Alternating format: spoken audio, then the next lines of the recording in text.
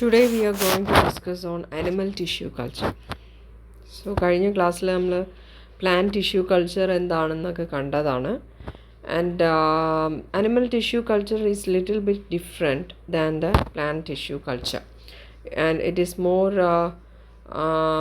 difficult to do animal tissue culture compared to the plant tissue culture. So basics of cell culture. So cell culture, we know that animal tissues, cells or organs are being cultivated in a controlled environment, in an artificial environment, giving supplementary nutrients and growth factors are known as the cell culture or tissue culture, and which are usually done in culture vessels like glass or plastic vessels in a controlled environment. So what are the historical events in the development of this animal cell line culture?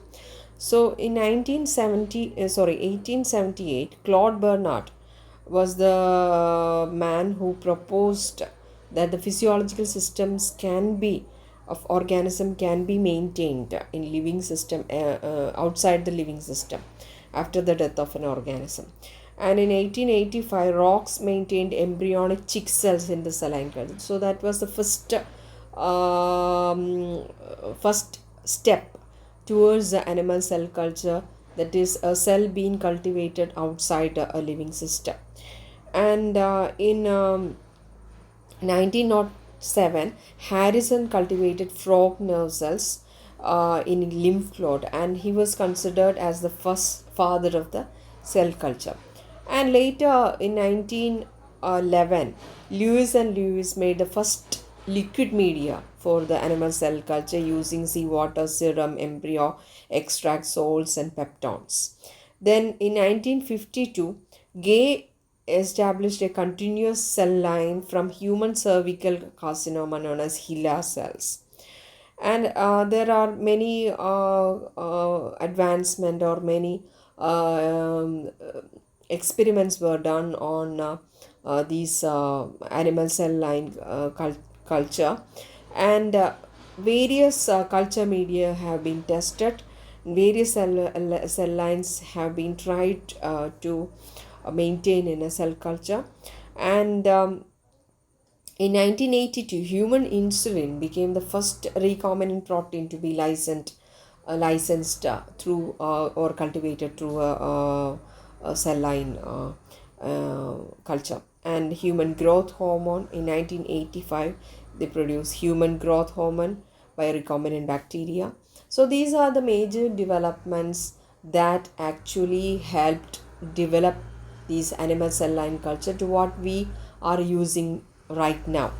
So the major development in cell culture technology or the breakthrough in cell culture technology was actually happened through these main three ingredients, like addition of antibiotics in cell culture, because the cell culture, when we keep it outside the cell culture system, they tend to get contaminated by bacteria, fungi and other things. So use of antibiotic was a major breakthrough in maintaining the cell lines for a period of a long span.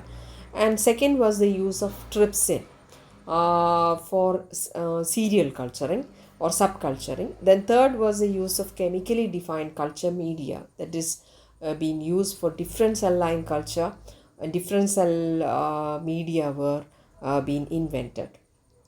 Then why is cell culture used for? Cell culture can be mainly used for as a model system for many therapeutic processes or many medical ailments, like basic cell biology, interaction between disease causing agent like viruses. Then effect of drugs can be tested on cell lines. Then aging, the process of aging and nutritional studies can be done. Then we use the cell lines for toxicity studies, especially in the case of tumor cell lines. We use how a drug could actually kill these cell lines in at which concentration. Then cancer research studies, as I have already mentioned, we use various chemicals natural as well as synthetic, to test the effect of these drugs on these cell lines. Then virology, as we know, the virus cannot be cultivated outside a living system, so we need cell lines to make it maintain the virus for vaccine production, and also to study the infectious cycle.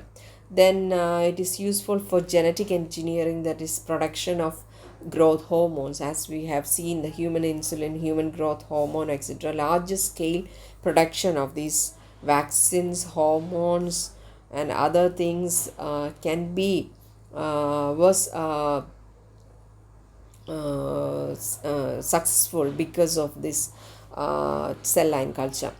Then gene therapy, we can use this for gene therapy technique. We know the what is gene therapy, so I'm not going to that.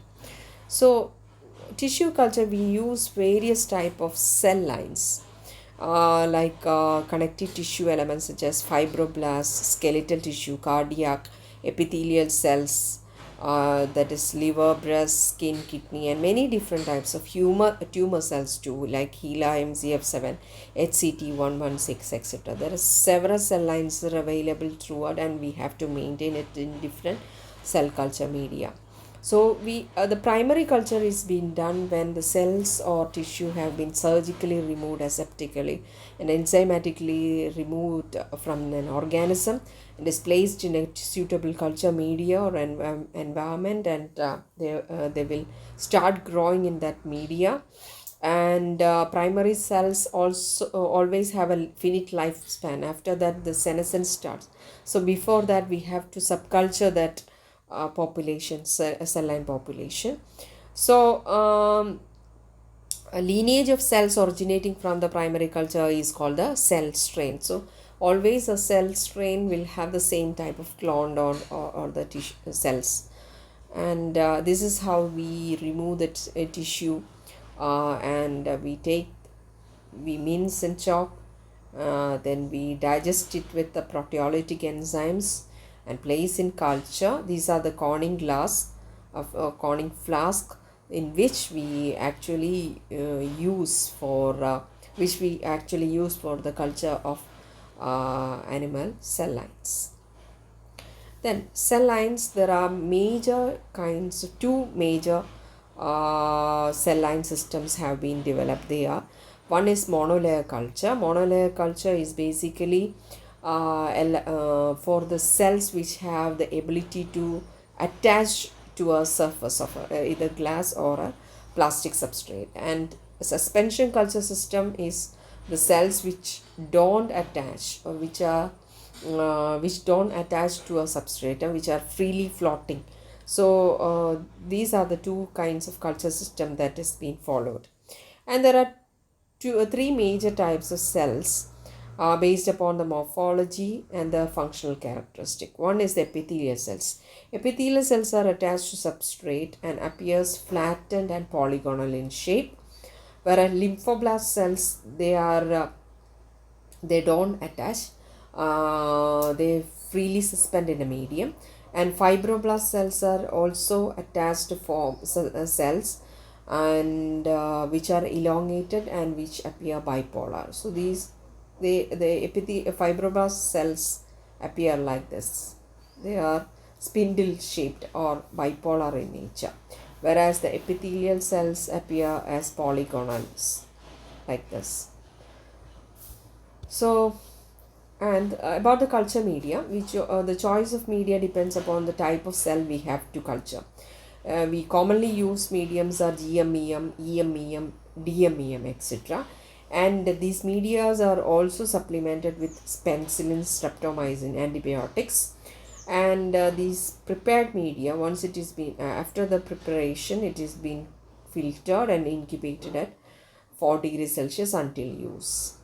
And why we need subculturing? Because after a period of growth, the cells utilize all the nutrients in the media, and the nutrients will be lacking, or the growth slows down, and senescence starts or ceases. And at that time, when the cells have reached 80 to 90 percentage of confluence, we have to remove a portion of the cells and subculture it. Then only we get a new culture. Otherwise, all the cells will die in the same medium and we cannot keep it for long. So enzymes such as trypsin, lipase, collagenase in combination with EDTA are used to dismantle these cells which are being glued onto the surface of the glass or the plastic. So for culturing cells, for anchorage dependent cells, that is the cells which seems to attach to these substrata like glass or plastic, they cannot grow in suspended medium. So anchorage dependent cells, and another one is anchorage independent cell. They are suspension cells because they can be grown in suspension media. Examples are blood cells. Then the examples for anchorage dependent cells are tissue cells like epithelial cells, etc. And these suspension cells, there are transform cells are also suspension cells like tumor cell lines. So for adherent cell, we for subculturing, we use PBS, that is phosphate buffer saline. We washed the cells with PBS, which is free of calcium and magnesium, and we add enough of trypsin and EDTA to dismantle, which are enzymes which actually dismantle the tissues that are attached to this substrata. And we incubate the plate at 37 degrees Celsius for 1 to 2 minutes. Tap the vessel so that the cells will slowly dislodge from the substrata, and add more media and dissociate it through using pipette or something, and add complete media depending on the subculture requirements. So for suspension cell, it is more easy. We do not need to add trypsin or EDTA. So we won't need to detach them. So suspension cells when it reach confluency, aseptically remove 1/3 of the medium and replace with the fresh media. Then coming to the cell viability, after the cells is being subculture, we have to look for the cell viability. How many cells are viable in the culture? Because after the time passes, the cells tend to die, because there is a process that is the natural process that cells tend to die after a lifespan. So we have to check it is the new cell or the novel cells or the cells are viable or not. So for that we use this cell viability or test using the dye trypan blue. So trypan blue is is not permeable to viable cells. So viable cells or living cells won't take up the trypan blue, so they will appear white in color.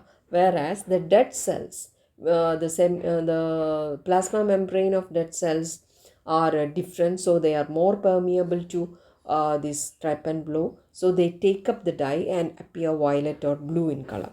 So we can count each of them in a hemocytometer or something else.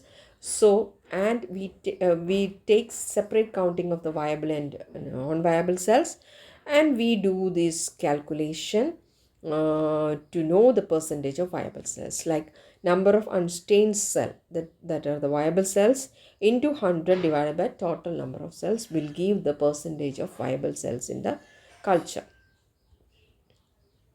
So these are the common cell lines we use for culture, like MCF7. These are the human tumor cell lines. MCF7 for breast cancer. Then MCF7 is the breast cancer, human mammary carcinoma.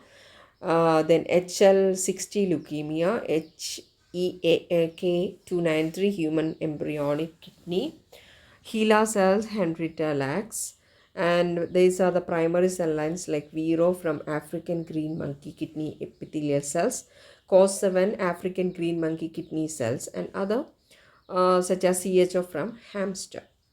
So these are the main common cell lines we use.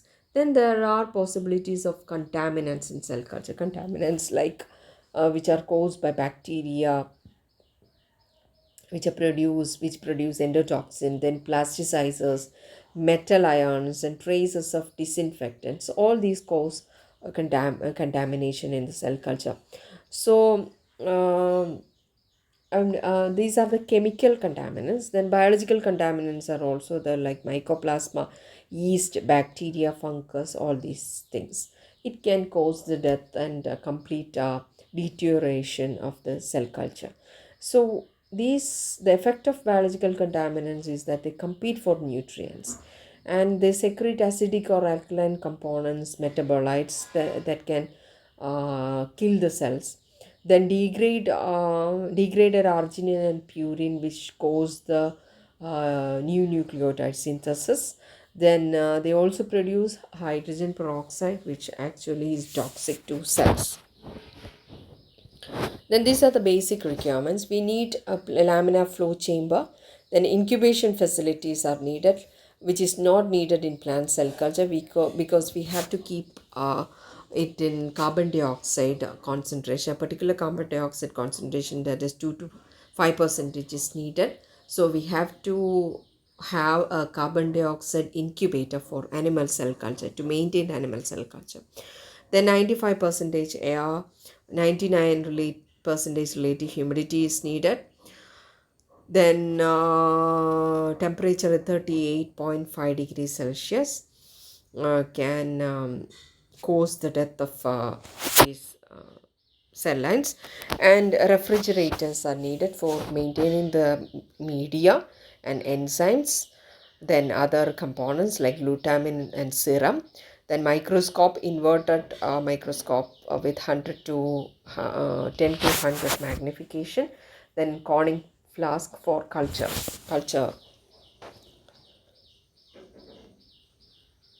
Then the temperature should be between 36 to 37 degrees Celsius for mammalian cells. And substrate, anchorage dependent cells also require good substrate, that is the glass or plastic substrate is needed. Then attachment factors such as collagen, gelatin, fibronectin, and laminin is added along with the culture media so that it enhance the attachment of or improve the attachment of these culture cells into the media, into the containers. Then the culture mediums include uh, growth factors, then pH, then osmolality. Everything should be in a optimum level. Then food portion, that is the nutrients such as amino acid, vitamins, minerals, and carbohydrates should be added. Along with that, we need growth factors and hormones to actually improve the growth of these animal cell lines. Then media requirements, we also need other trace elements like sodium, potassium, calcium, magnesium, etc. The bulk ions. Then trace elements like that is macro and micronutrients are needed, like iron, zinc, selenium, sugars like glucose, amino acid, 13 essential amino acid, vitamins, choline, inositol, and the serum, which contain the other growth promoting factors. And also we need enzymes such as trypsin and proteases for subculturing. Then antibiotics for the checking of these culture media for this bacteria and other fungal contaminants. Then other requirements are temperature 37 degrees Celsius, pH 7.2 to 7.5. Humidity is also required. Carbon dioxide percentage should be maintained. Visible light is not feasible for cell because which have adverse effect on the cells, because light can produce toxic chemicals to be produced in the media, so it will actually decrease the growth. So we have to keep it away from the light. So that is all about animal cell culture.